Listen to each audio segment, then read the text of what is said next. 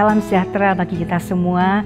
Puji Tuhan, terima kasih buat kesempatan yang diberikan kepada saya untuk menyaksikan bagaimana Tuhan bekerja luar biasa dalam diri saya. Saya boleh melihat campur tangan Tuhan. Bahkan ketika saya benar-benar bersungguh-sungguh percaya kepada Tuhan, disitulah mujizat Tuhan dinyatakan. Bapak, Ibu, Saudara, jadi tahun kemarin di bulan September tahun 2020, saya didiagnosa dokter, saya kena hipertiroid. Jadi tiroid itu berada di dalam leher ini. Jadi bukan yang keluar tapi yang di dalam. Dan ketika saya meminum obat tirosol, karena obat itu hanya 2, tirosol dan PTU, tapi karena saya nggak cocok obatnya, saya pingsan. Waktu itu saya harus ke dokter untuk check up dan saya pingsan di sana. Ketika saya berada di rumah sakit, setelah didiagnosa semua, ternyata saya tidak cocok dengan obat. Itu yang menyebabkan leukosit saya waktu itu tinggal 0,4, yang seharusnya 4-10. Dan itu terulang lagi di tahun ini, di bulan September yang sama, tapi kemarin di tanggal 17, ketika itu saya merasa badan saya panas dingin. Saya udah nggak kuat, saya mengajak suami saya untuk pergi ke Magelang karena saya punya surat-surat ada di sana tahun lalu. Dan ketika saya berada di sana, ketika dicek semuanya, di situ justru lebih parah dari yang tahun lalu karena HB-nya sampai tinggal 8,5, trombosit saya hanya 13.000 dan leukosit saya tinggal 0,3. Di situ saya tidak ada perkembangan di rumah sakit RSU, saya langsung diajak dan bahkan dokter yang merawat saya di Semarang itu langsung suruh dibawa ke Karya di Semarang. Dan ketika itu bagaimana perjalanan Tuhan sudah pimpin semuanya, bahkan hal-hal yang luar biasa Tuhan boleh kerjakan, boleh tiba di sana tanpa berlama-lama, cepat sekali Bapak Ibu, karena Tuhan pun membuka jalan. Ada 4 orang relawan yang membukakan jalan ketika ambulan yang membawa saya pergi ke Semarang. Dan saya berada di rumah sakit Karya di sekitar 11 hari. Dan bagaimana saya boleh pulang tanggal 3 Oktober di hari Minggu. Nah, dan Bapak Ibu, saya harus kembali lagi ke dokter 2 minggu kemudian hari Selasa. Dan ketika saya Senin pergi ke Prodia untuk mengecek hasil laboratorium itu, hasil semuanya, saya melihat bagaimana Tuhan luar biasa. Sebelum itu saya mau menyaksikan bagaimana tanggal 10 Oktober, tanggal 9 Oktober ketika kami harus keluar makan. Kami makan di luar, saya bersama suami ikut dan saya harus benar-benar memegang dia dengan kencang. Saya harus berjalan dengan kaki yang harus diangkat seperti ini. Dengan kaki harus diangkat. Jadi benar-benar nggak bisa berjalan sama sekali. Tetapi tanggal 10 Oktober jam 12:10, ketika saya bangun harus ke kamar mandi bersama dengan suami, dan saya boleh kembali ke kamar untuk tidur kembali. Ketika itu ada wajah papa saya. Dan itu berasa sangat tidak enak. Itu bukan Tuhan, itu iblis. Saya yakin itu iblis yang sedang mengintimidasi saya, membuat pikiran saya kacau. Karena iblis tahu bahwa kelemahan saya ada di pikiran. Saya menyadari akan hal itu Bapak Ibu, saya itu orangnya pemikir sekali. Dan ketika itu saya nggak enak sekali. Saya balik ke sebelah kiri, saya tutupin dengan bantal. Tapi itu masih aja nggak enak. Terus saya mengambil keputusan belok ke kanan, saya ambil tangan suami saya.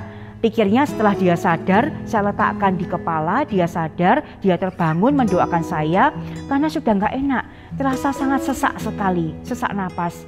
Dan ketika suami saya sadar, dia terbangun, dia bertanya kenapa? Saya nggak enak, sesak. Terus dia langsung menyalakan lampu dan kami duduk. Ketika dia mengambil minum, saya sudah menyembah Tuhan. Saya sudah benar-benar udah nggak ngerti kalau suami saya memberikan air putih. Saya terus menyembah Tuhan dan di situ benar-benar Tuhan peluk saya, Tuhan dekap saya, bahkan Tuhan ada di depan muka saya, muka dengan muka bersama saya. Dan di situ Tuhan hanya berkata, Ika, Aku mau pakai kamu luar biasa. Indonesia akan pulih, corona akan hilang. Bahkan Tuhan juga berkata dengan detail bahwa orang percaya akan diselamatkan. Tapi percaya yang sungguh-sungguh Bapak Ibu. Jangan hanya percaya biasa dengan perkataan saya percaya firman Tuhan, saya percaya kepada Tuhan. Tapi sungguh-sungguh dari mana? Dari dalam hati ini kita benar-benar percaya, bersungguh-sungguh. Itu yang Tuhan mau. Ketika itu saya bersungguh-sungguh menyembah Tuhan. Saya bersungguh-sungguh bisa berbahasa lain dengan Tuhan. Saya nggak tahu, sampai sekarang nggak ingat bahasa apa yang saya keluarkan. Karena itu bahasa lain yang Tuhan, Roh Kudus berikan buat saya. Dan ketika sudah selesai, saya amin, berdoa dan amin, saya tidur lagi. Saya tidur itu masih belum tidur, saya buka mata, saya berbicara terus. Tapi itu bukan suara saya Bapak Ibu. Itu benar-benar suara Tuhan, itu ngomong banyak hal. Dengan salah satunya orang percaya harus bersungguh-sungguh kepada Dia.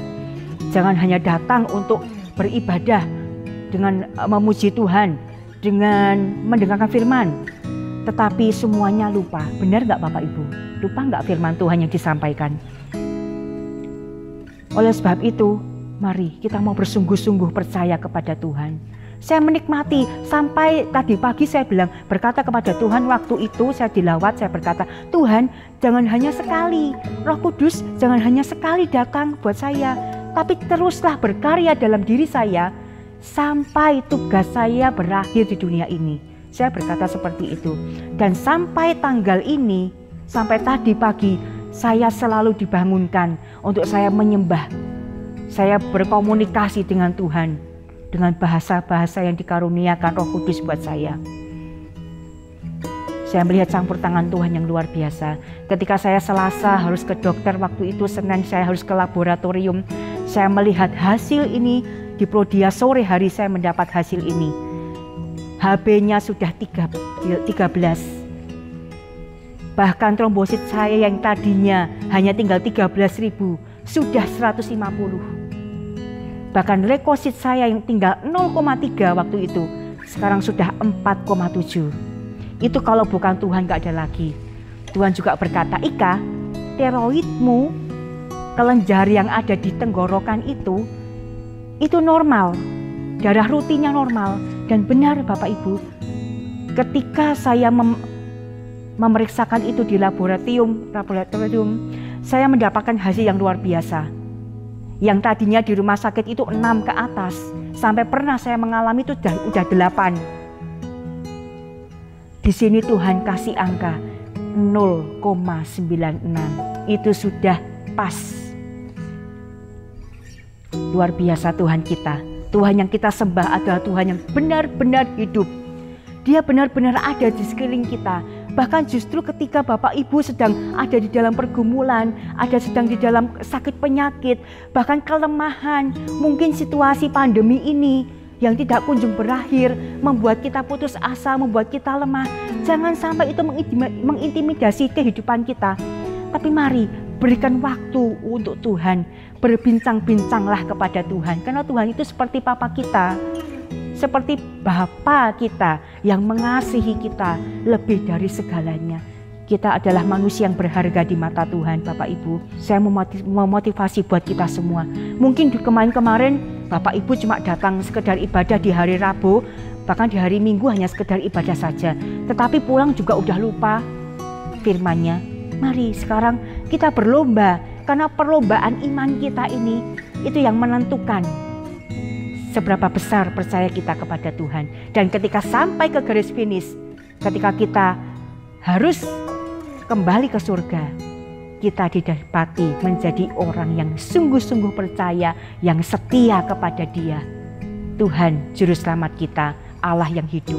Terima kasih buat semua, terutama buat Tuhan Yesus kita. Tuhan Yesus sayang luar biasa. Terima kasih Tuhan, terima kasih semuanya. Bapak Ibu boleh merenungkan dan ambillah langkah sekarang dengan tepat. Responi apa kata Tuhan. Puji Tuhan, Tuhan Yesus memberkati kita semua.